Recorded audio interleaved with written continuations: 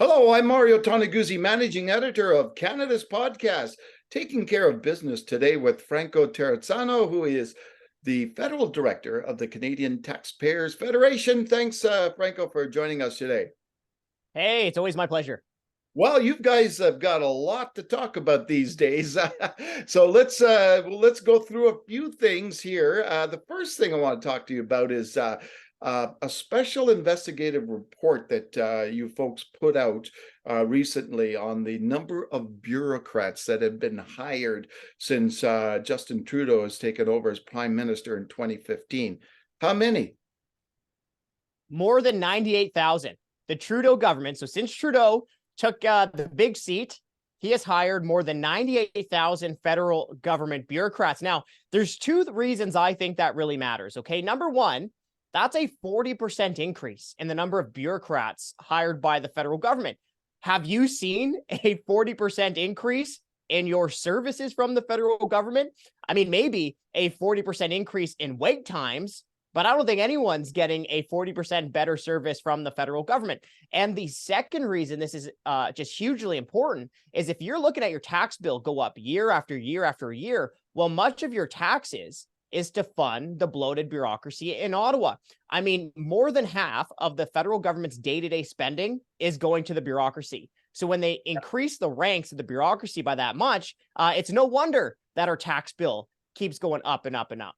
Well, let's not also forget, too, that most businesses in this country over the last few years have had to cut staff, right? Yep. Well, let's not forget that businesses had to cut staff. How many businesses, how many restaurants, how many gym owners, how many other small businesses had to take out a line of credit just to keep the lights on the last couple of years? How many people lost their job the last couple of years? How many people were among the lucky ones who kept their job but took a pay cut? All while to fund this ballooning bureaucracy within the federal government. And it's not just more bureaucrats, Mario. It's more bureaucrats with bigger salaries. Because since the beginning of the pandemic, the federal government also handed out 800,000 pay raises. 800,000 pay raises, which means that many government employees got not one, but two pay raises. On top of that, the federal government departments proper handed out 1.3 billion in bonuses since 2015. So get this, folks, you've paid for hundreds of thousands of pay raises, hundreds of millions in bonuses, and for tens of thousands of additional government bureaucrats, and they still can't meet half of their own performance targets. Now, let me ask you, how big is this bureaucracy at the federal level become? It's more than 350,000. More than 350,000 government bureaucrats, and the data that we got doesn't even consider the entire bureaucracy. So we are paying for a lot of government bureaucrats. I mean, look, how many businesses have we seen over the last couple of years worried about a labor shortage? Well, when we keep hiring more government bureaucrats, each government bureaucrat you send to Ottawa is someone who can't work in the productive sector for a small business, medium-sized business, or larger business. Yeah. And in terms of the hiring, Franco, maybe you can talk a little bit about this. The assumption may be that, a lot of those bureaucrats were hired years ago, but your data shows that the hiring keeps going on, like right to this day. Oh, it sure does, right? It's not that, they were hired years ago or, it was just during the pandemic. That's not the case. That's not what the government's numbers show. From March 2022, right up until March of 2023, so right up until essentially now, the federal government added an extra 21,000 federal bureaucrats. Yeah. So the hiring spree is continuing here in Ottawa. So tell me, Franco, and I don't know if you can answer this question or not, but have you guys ever looked at, on a per capita basis, the number of bureaucrats at a federal level compared to, say, other countries? Oh, that would be an interesting comparison. Unfortunately, we don't, but let me do a comparison between the number of government bureaucrats and the private sector. Okay, the Fraser Institute puts out reports, I think almost annually, that shows that government employees have a significant wage premium compared to their counterparts in the private sector. The last I saw was about a 9% wage premium within government. And that's just wages. That doesn't consider the fact that you have government bureaucrats who have the pensions, the defined benefit pension plans. They retire earlier. They have more job security. They take more sick days. All in all, last year, the average salary in the private sector in Canada, or just within Canada broadly, was about $65,000. That was the average salary last year, about $65K. The average compensation in government, the federal government, was $125,000 when you add in the pay, the benefits, the premiums, yada, yada, yada. So, Franco, we'll go beyond a little the bureaucracy part of it, but let's talk a little bit about government spending. Obviously, in the news lately has been the extravagant amount of expenses that the Governor General expensed, I guess, on a recent trip. Can you talk a little bit about what you're seeing there? And I know you've also put out a news release on the globe-trotting costs that this government is just racking up. Well, news today is that the government spent $18 million on a 4-day trip to a German book fair. $18 million on a 4-day trip to a German book fair. How does that even happen? Well, you know what? It seems like this government goes out of its way to stay in the fanciest hotels, to take the sweetest rides, to enjoy the most extravagant cuisine, and to spend as much money as possible. $18 million, folks, on a 4-day German book fair. The government says it would spend so much money because we were the guest of honor.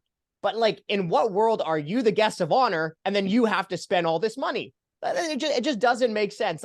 When I see stories like this, I know I'm kind of laughing. We're bantering back and forth. If you don't laugh, you'll cry.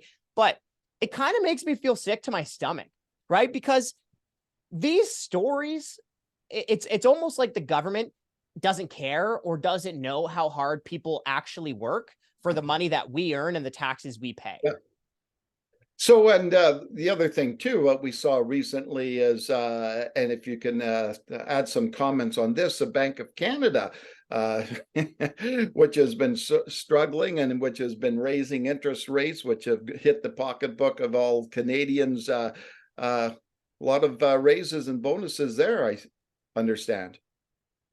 That's absolutely correct. We dug up the information. It's not published online. We had to get it from an access to information request. But in 2022, the Bank of Canada handed out $20 million in bonuses as inflation reached a 40-year high and the Bank of Canada hiked interest rates 7 times. Now, why is that so frustrating? Among the obvious? Well, the Bank of Canada has one job, keep inflation low and around 2%. It failed to do that one job, and it still showered 80% of its workforce with bonuses. Now, I can't believe we have to say this out loud with our mouth, but bonuses are for when you do a good job, not when you fail to do your one and only job. And, I don't know too many organizations out there that shower 80% of their workforce with bonuses when they have their worst year in 4 decades. Yeah, exactly. So let me ask you, Franco, you've been at this a little while, a couple of years at least. Do you ever get frustrated by this? No matter how much you bring this up, no matter how much, you protest this stuff or, and raise a public awareness, doesn't seem the government cares. They just do what Are you asking me if I'm tired of giving myself a black eye every morning, just banging my head against the wall? Yeah, exactly. Well, yeah, some days, but the thing is that you don't really know the tide is turning until it already has, right? Sometimes you feel like you're not making progress, but I think we are making progress. I really do. And I think there is going to be a reckoning for government in this country one day. I think they're going to have to eventually pull up their sleeves, cut taxes, and cut this type of wasteful spending because, maybe you might have a different opinion, but at least for me, I'm actually seeing more and more everyday Canadians, not just policy wonks like you and I talking about this, but average Canadians say, oh my goodness, did you see how they're spending this money? Why is inflation so high? Why are they increasing taxes when people are struggling? I am starting to see more and more of that. And I think that tide is just going to continue to build and build and build over the next couple of years. So, Franco, when you look at this overall issue on spending and what's happening there, I'm just wondering, from your perspective, you guys are uncovering this stuff. You have this report on this special investigative report on the bureaucracy. You mentioned that you uncovered the Bank of Canada bonuses and stuff. Question I have for you is, where's the mainstream media in uncovering this stuff that they should be uncovering?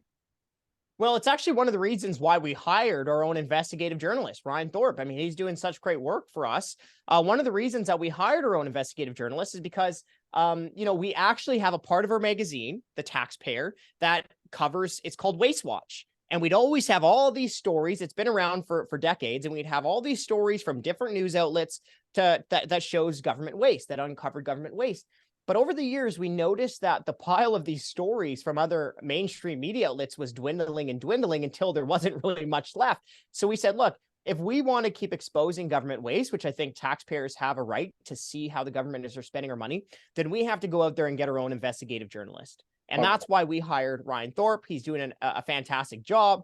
Now, I do want to give credit to some media. Like, some media is covering this, both in the mainstream and non-traditional media outlets, right? Like, this conversation is happening. So I do got to give kudos to some people in the media for sure. But that's the reason we had to go out and do it ourselves. Because look, if the media isn't doing it, then we got to do it. And let me just touch on one of the perceptions I hear out there, right?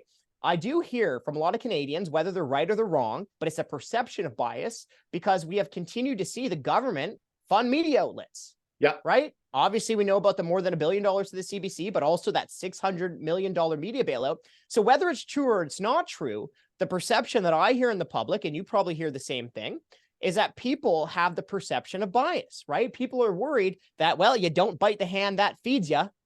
That's a big concern. And it's one of the reasons that we continue to produce our own content more and more at the Canadian Taxpayers Federation. All right. Thanks, Franco, for joining us today. Ciao. All right. That was Franco Terrazzano, who is Federal Director of the Canadian Taxpayers Federation. I'm Mario Toneguzzi, Managing Editor of Canada's podcast, Taking Care of Business Today. Thank you for joining us.